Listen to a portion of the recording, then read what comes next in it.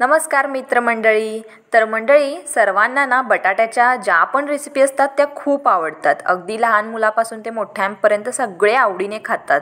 मग आता जर तुमच्याकडे घरी बटाटे जास्ती असले की मग अगदी 2-3 बटाट्याने सुद्धा भरपूर असा हा पदार्थ तयार होतो.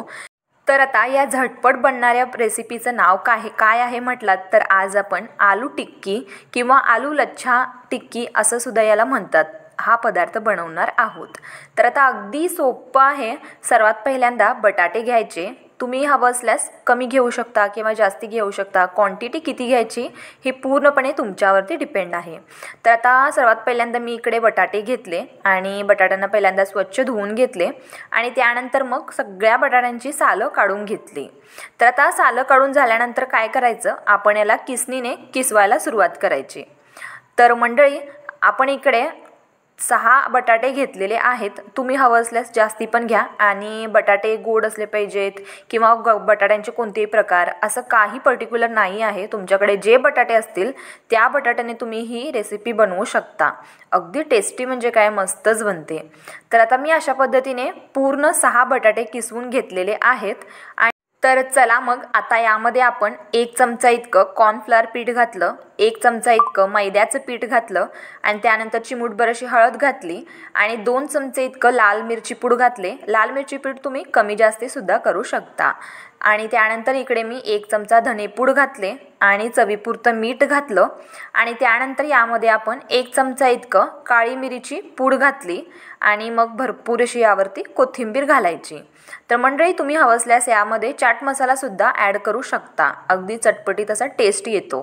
तर आता काय करायचं, यामध्ये पाणी न घालता आपण याला चांगलं मिक्स करून घ्यायचं, कारण बटाट्याने ऑलरेडी आपलं पाणी सोडलेलं असतं त्यासाठी. तर आता जसं मिक्स करून झाल्यानंतर लगेच मग पॅन गरम करायचं आणि पॅनमध्ये ना अगदी 2च चमचे तेल घालायचं बरं का. अगदी कमी तेलामध्ये हा पदार्थ अगदी कुरकुरीत असा बनतो. तर आता आपण थालीपीठं कशी थापतो तशीच ही छोटी छोटी थालीपीठं अशी म्हणायची आणि थापायची, किंवा तुम्ही हातावर घेऊन याला टिक्कीसुद्धा बनवू शकता. तर आता मी इकडे तुम्ही बघतच आहात, आपण एकानंतर एक असे आलू टिक्की घालायला सुरुवात केली आणि गॅसचं फ्लेम जे आहे ते आपण बारीक ठेवलेलं आहे. तर आता आपण या टिक्कींना चांगलं असं तळून घेऊयात, जेणेकरून हे कुरकुरीत झाले पाहिजेत. आणि एकदा का तुम्ही सगळे आलू टिक्की घातलात ना की मग त्यानंतर तेल जे आहे सगळ्या आलू टिक्कींना लागलं पाहिजे असं पॅन फिरवायचं. तर आता आपण याला 2 ते 3 मिनटं चांगलं भाजून दिलेलं आहे, म्हणजे तळून घेतलेले आहेत टिक्की. आणि त्यानंतर मग आता आपण याला पलटी करत आहोत. तर तुम्ही बघतच आहात इथे आता किती कुरकुरीतच दिसत आहेत आपले आलू टिक्की. खायला मात्र एक नंबर असतात. आणि हे कशासोबत खायचं हे तुम्हाला मी पुढे सांगेनच, कारण मेन तर तेच आहे. तर चला आता आपण काय करूयात, याला चांगलं भाजून घेऊयात आणि त्यानंतर बघतच आहात तुम्ही मस्त असे आपले आलू टिक्की तयार झाले. अगदी 2 चमच्याच्या तेलामध्ये हा भरपूर असा पदार्थ तयार होतो. तर तुम्ही जर संडेचं वगैरे स्नॅक्स बनवत असाल किंवा नाश्त्यासोबतसुद्धा तुम्ही हे साईड डिश म्हणूनसुद्धा खाऊ शकता, जेवणासोबत नाश्त्यासोबत खाऊ शकता. तर आता तुम्ही बघत आहात मी भरपूर असे आलू टिक्की बनवून घेतले. आता काय करायचं, एक प्लेट घ्यायचं आणि मस्त याला आपण चटण्यांच्या कॉम्बिनेशनसोबत खायचं. तर मी इकडे आता इमलीची चटणी बनवले, हिरवी चटणी बनवले आणि त्यानंतर मग आपण इकडे दहीसुद्धा घेतलेलं आहे. तर आता काय करायचं, एका प्लेटमध्ये अशा आलू टिक्की ठेवायच्या आणि त्यानंतर मग यावरती चटण्या वगैरे घालायचं. तर मंडळी, सहसा ही रेसिपी जी आहे लग्नामध्ये वगैरे बनवतात आणि नवरात्रीमध्ये किंवा कोणत्याही उपवासामध्ये तुम्ही ही रेसिपी खाऊ शकता. फक्त यामध्ये जे आपण काही पदार्थ घातले आहेत त्याऐवजी दुसरे पदार्थ घालायचे. तर तीसुद्धा आम्ही उपवासाची रेसिपी लवकरच शेअर करू. तर आता वळूयात या रेसिपीकडे. तर आता तुम्ही बघितलात की मी आलू टिक्की ठेवले आणि त्यानंतर सर्वात पहिल्यांदा आपण दही घालायची आणि त्यानंतर मग हिरवी चटणी घालायची आणि मग घालायची आपली इमली चटणी.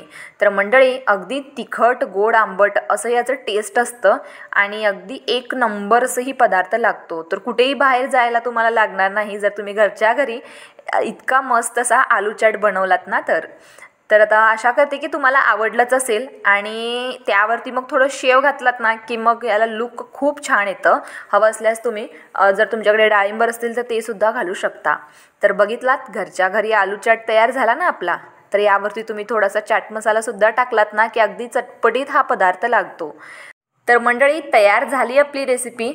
बघायला सुद्धा खूप सुंदर वाटत आहे आणि चवीला तर मग उत्तम लागणार. तर मंडळी, आशा करते की तुम्हाला आजची रेसिपी आवडली असेल. तर रेसिपी आवडली की नक्की व्हिडिओला लाईक करा, चॅनलला सबस्क्राईब करा आणि शेअरसुद्धा करा. भेटू पुन्हा नवीन रेसिपीसोबत. तोपर्यंत स्वस्त राहा, मस्त राहा.